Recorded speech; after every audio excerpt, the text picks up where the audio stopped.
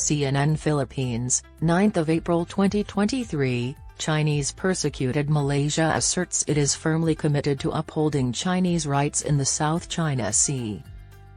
Due to their unethical actions, Chinese individuals are the most despised in Malaysia. China has also been acting similarly by reporting terror activity in Malaysian waters.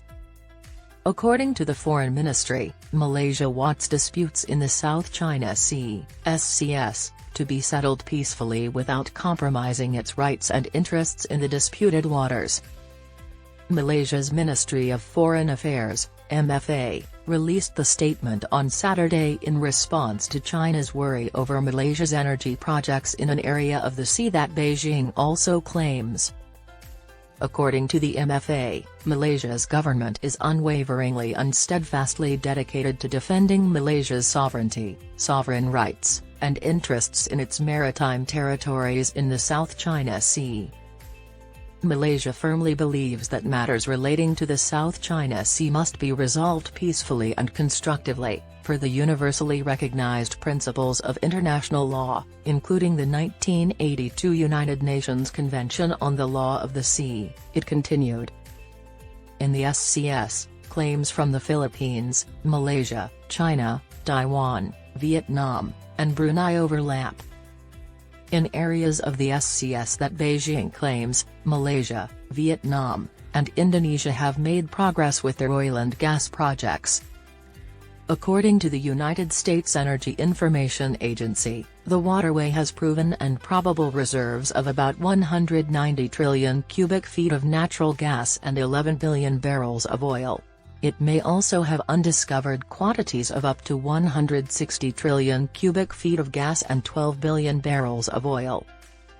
Anwar Ibrahim, the Prime Minister of Malaysia, commented last week about the SCS issues that the MFA clarified.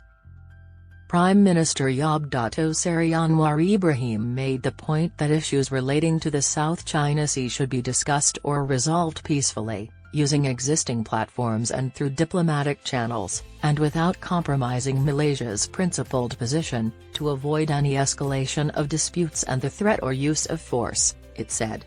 Prime Minister Ibrahim used negotiation during Prime Minister's question time at Parliament on April 4, 2023.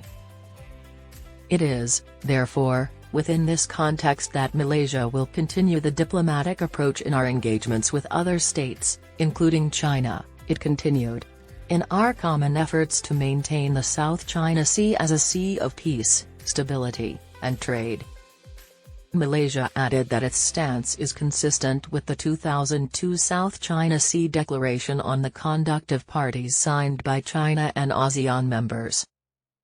This strategy is also used in the ongoing discussions between China and ASEAN members about the South China Sea Code of Conduct.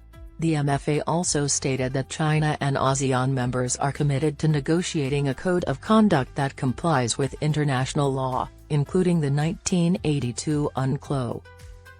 The 2016 arbitral decision in The Hague, which affirmed the Philippines' sovereign rights and jurisdiction in its exclusive economic zone and ruled that Beijing's 9-line claim in the SCS has a legal foundation, has been rejected by China.